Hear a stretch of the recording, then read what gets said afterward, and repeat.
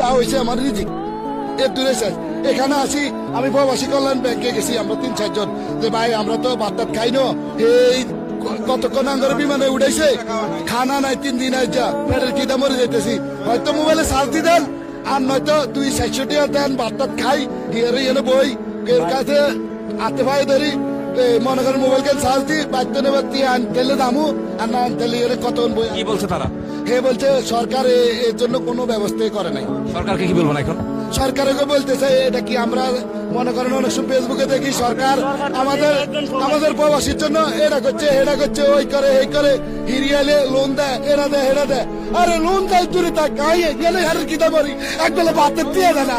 এরা আই কোন দেশে বাস করি আই এতদিনে আমরা গুলো রেমিডেন্স হারাইলো কষ্ট করি 7টা বছর উমান আমি ডিউটি করে পয়সা বাড়াই না, এখান থেকে আমার সরকার রেমিডেন্স পাই নাই।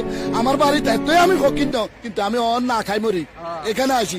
আমার বাড়িতে আল্লাহর রহমতে আমি উমান করে আসি, এখন আবার সৌদি করে আসি। আমার বাইশের তলে 7,000 রিয়েল, 7,000 রিয়েলে বাংলার কত?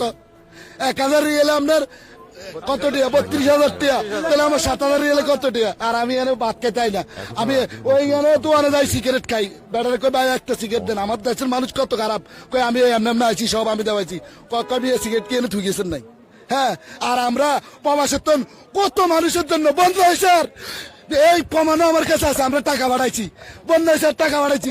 দেশে আমার বাড়ির পাশে ওই লোক অসুস্থ, ওই লোকের এটা হেলাল হেলাল তোর বাড়ির পাশে অমুক অসুস্থ হয়ে গেছে, মসজিদের সাথ দিতে পারে না, মসজিদের রড দিতে পারে না। আমরা